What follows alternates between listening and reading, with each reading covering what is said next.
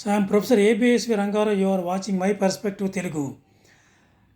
2019 to 2024 Narendra Modi గారి యొక్క second టర్మ్లో వారు చేసిన ఆర్థికమైన వైఫల్యాలు ఏంటి అని ఆ వైఫల్యాలు అనలేము, కానీ నెగిటివ్ ఆస్పెక్ట్స్ ఆఫ్ ఎకానమీతో ఏం చేశారన్నది మనం సమీక్షించుకుందాము.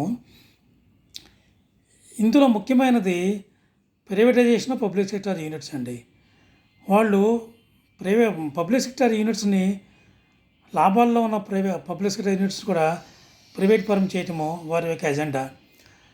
2019-24 పీరియడ్లో ప్రభుత్వ రంగ విమానయాన సంస్థ నుండి ఎయిర్ ఇండియాని టాటాస్కి కట్టబెట్టారు, కారు చౌకగా కట్టబెట్టారని మనకి రిపోర్ట్స్ సజెస్ట్ చేస్తున్నాయి.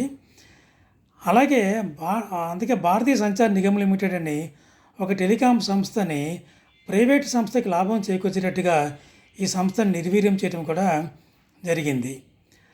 రెండవ అంశము, వాళ్ళు మిడిల్ క్లాస్ వాళ్ళకి వెన్నెముకండి.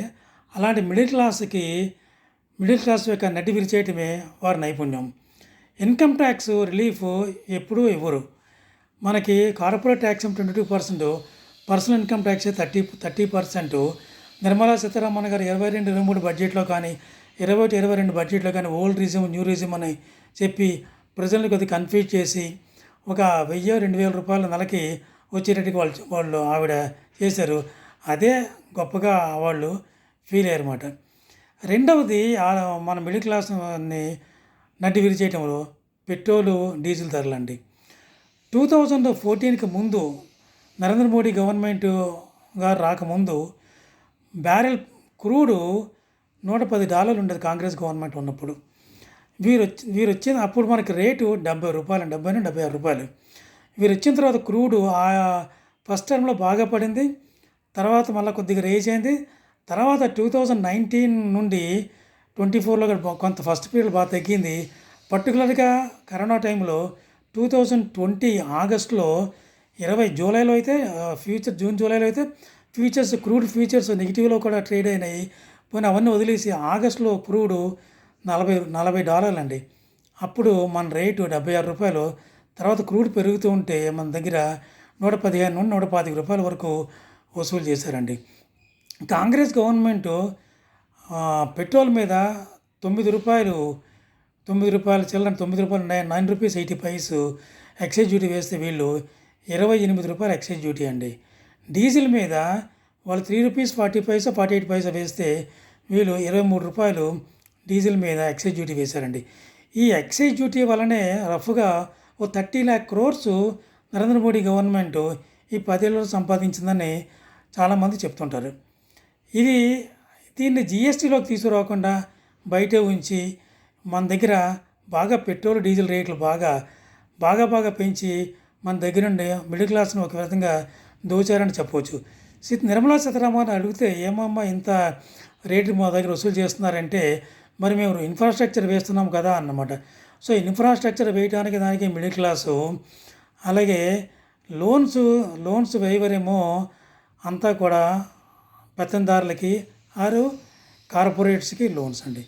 ఈ లోన్స్ వేవర్ కూడా మనం చూస్తే కార్పొరేట్స్కి లోన్స్ బాగా వేవి చేశారు. గత 4 ఏళ్లలో 10.56 లక్షల కోట్లు కార్పొరేట్స్కి బ్యాంక్స్ లోన్స్ వేవి చేశాయండి. అది గత 10 ఏళ్ళుగా ఇంచుమించు ఒక 20-25 లక్షల కోట్ల వరకు వీళ్ళు లోన్స్ వేవి చేసినట్టుగా ఆర్థిక గణాంకాలు చెప్తున్నాయి. అయినా బ్యాంకులు లాభాల్లోకి పడుతున్నాయంటే మనం ఆశ్చర్యపోవాల్సిన విషయం అండి. 4వ అంశము, వీళ్ళు వచ్చిన దగ్గర నుండి రూపాయి డాలర్తో కంపేర్ చేస్తే పతనం అవుతూనే ఉందండి. 2014లో ₹58 ఉండేది, ఇప్పుడు రఫ్గా ₹84 దగ్గర, 83, 84, మరి ₹83.50, ₹84 టచ్ అయినట్టుగా ఉంది. మనము దీనివల్ల కొన్ని లాభాలు ఉన్నాయనుకోండి. మన ఎక్స్పోర్ట్స్ చేస్తే మనకి బాగా డబ్బులు వస్తాయి, ఇంపోర్ట్ చేసుకుంటే మనకి చాలా డబ్బులు పోతాయి. మన పిల్లల్ని చదివించాలనుకోండి, 10 ఏళ్ళ క్రితం అయితే $1000 అంటే ₹60,000, ఇప్పుడు $1000 అంటే మనము ఇంచుమించు 86,000, 87,000 మనం కట్టవలసి ఉంటుందన్నమాట. దీని మీద కూడా నిర్మలా సీతారామన్ గారిని అడిగితే రూపాయి పతనం అవ్వట్లేదు, రూపాయి కాకపోతే చాలా దేశాల యొక్క కరెన్సీలు పతనమవుతున్నాయి. రూపాయి పతనం కాదు, డాలర్ స్ట్రెంగ్తెన్ అవుతున్నదని చెప్తున్నారు అనమాట. మరి రెండిట్లకి తేడా నాకైతే అర్థం కాదు. మీకేమైనా తేడా తెలిస్తే ఒకసారి ఆలోచించుకోండి. తర్వాత అన్ఎంప్లాయ్మెంట్ అండి. అన్ఎంప్లాయ్మెంట్ రేటు చాలా ఎక్కువ ఉంది. 25% అన్ఎంప్లాయ్మెంట్ రేట్ ఉందండి. 20 నుండి 25 సంవత్సరాల వయసు గల యువతలో అన్ఎంప్లాయ్మెంట్ రేటు 42-44% అండి. సివియర్ అన్ఎంప్లాయ్మెంట్ ఉంది. దీన్ని అసలు నరేంద్ర మోడీ గవర్నమెంట్ ఏమాత్రమో అడ్రస్ చేయలేదండి. ఇదొక మేజర్ ఇష్యూ అండి. తర్వాత కోవిడ్ సెకండ్ వేవ్లో చాలా కాంప్లసెన్సీ ప్రదర్శించారండి. ఒక రకమైన నిర్లక్ష్య వైఖరి. ఫస్ట్ వేవ్లోనే మనము కోవిడ్ నిర్మూలించామన్న దీంతో సెకండ్ వేవ్లో చాలా నిర్లక్ష్య వైఖరి. ఆక్సిజన్ సప్లైస్ హాస్పిటల్ లేదు, ఆక్సిజన్ దొరక్క చాలామంది చనిపోయారు. కానీ పార్లమెంట్లో ఆక్సిజన్ దొరక ఎవరు చనిపోలేదని పార్లమెంట్లో బుకాయించడం కూడా జరిగింది. WHO కూడా వాళ్ళ రిపోర్ట్స్లో మీరేంటి ఇండియన్ గవర్నమెంట్ అడిగిన తక్కువ డెత్స్ చెప్తారు అంటే మాది ఇంతే డెత్స్ అని చెప్తున్నారు. నాకు తెలిసి చాలామంది బ్రెడ్ విన్నర్సు ప్రతి ఫ్యామిలీలోనూ ఎవరో ఒకరు చనిపోయారండి. ఒక 40 లక్షల నుండి 50 లక్షల మంది మన భారతదేశంలో చనిపోయారు. కోర్స్ కోవిడ్ వ్యాక్సిన్ కూడా మన దేశం తయారు చేసింది అనుకోండి, దానివల్ల కొంత మోర్టాలిటీ రేటు తగ్గిందని కూడా చెప్పవచ్చు. కానీ సెకండ్ వేవ్లో కాంప్లసెన్సీ మటుకు కొట్టవచ్చినట్టుగా కనబడింది.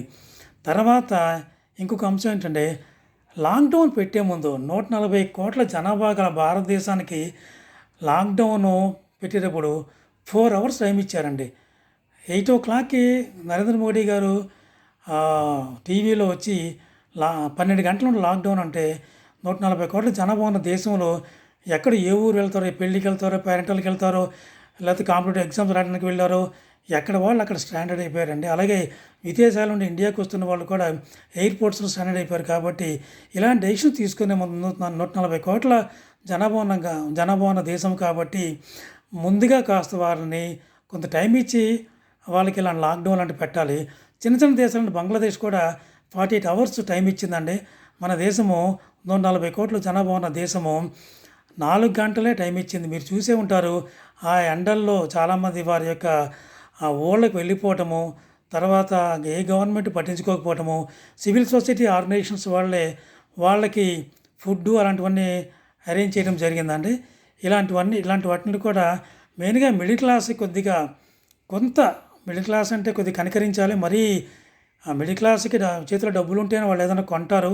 ఇలాంటి మిడిల్ క్లాస్కి కొంత చేయూత కానీ వాళ్ళకు ఉపశమనం వచ్చేటట్టుగా చేస్తే బాగుంటుందని నా ఉద్దేశం. Thank you very much for watching this video.